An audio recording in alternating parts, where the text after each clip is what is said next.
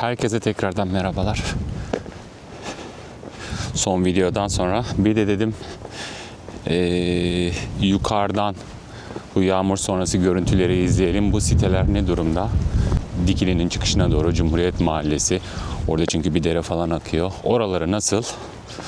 Bir de oraları drone görüntüleriyle görelim istedim. Şimdi neredeyim? Kabakum'dayım. Kabakum Grup Kent sitesinin tam karşısındaki plaj tarafına doğru gidiyorum. Buradan bir drone kaldıracağım. Bu siteleri falan böyle hep drone ile çekeceğim arkadaşlar. Az önce de gördüm. Kafeleri, bu Grup Kent sitesi özellikle kafeleri, evleri, sokakları, her yer su altında. Yani biraz da normal bunlar. Şimdi eğri oturalım, doğru konuşalım. Buraları suya doymuş topraklar. Zamanında bu evler, siteler yokken buraları zaten göle dönüyormuş duyduğumuza, okuduğumuza göre. Ve buraları imara açılıp bu siteler yapılmış, bu evler yapılmış. Öyle olunca vaziyette bu. Size az bir şey bu sahili göstereyim. Ondan sonra hemen hiç beklemeden drone görüntülerine geçeceğiz arkadaşlar.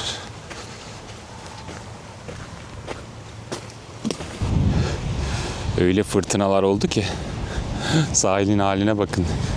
Çer, çöp, denizden ne çıktıysa odun, plastik her şey burada.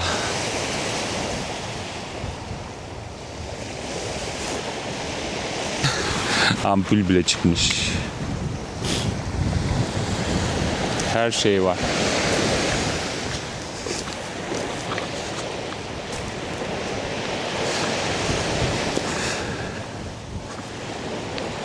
Biraz yürüyelim.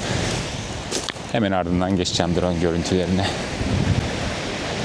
Allah'ım. Garip garip şeyler dolu buralar. Bu çok ilginç ya. Bunun ne olduğunu bilen var mı? 3 tane delik var şurasında. Anam ağır da değil ama el bombası olmasın.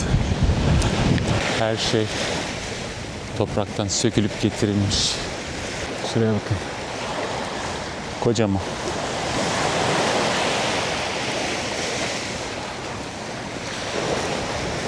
Galiba şurada bir dere yatağı gibi bir şey vardı. Bir orayı göstereyim size.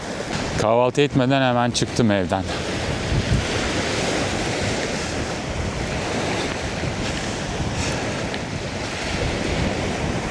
Heh. Orada akıyor.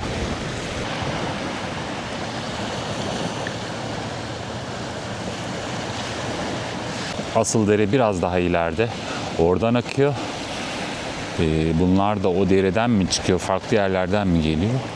Yani yüksek ihtimal bu tarla taraflarından geliyor. Böyle akıyorlar buralarda. Yolunu bulup denize kavuşuyorlar. Dediğim gibi buraları gölmüş hep, yani bu tarlaların olduğu yerler hep gölmüş, bu sitelerin olduğu yerler.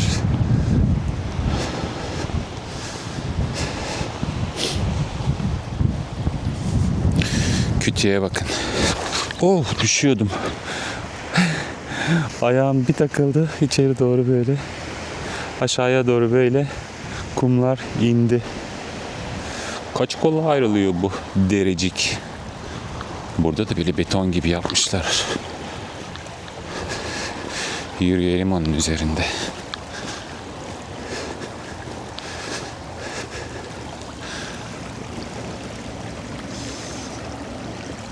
Garip ya, anlamlandıramıyorum ben yani. Dere gibiler, dere gibi şeyler var, kollar var, bir şeyler var, göl gibi şeyler var. Bütün bu su nereden geliyor? Şırıl şırıl akıyor.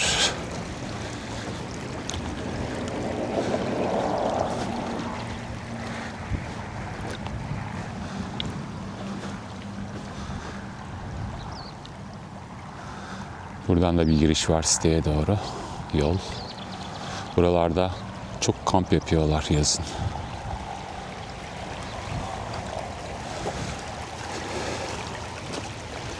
Dereden bu kadar.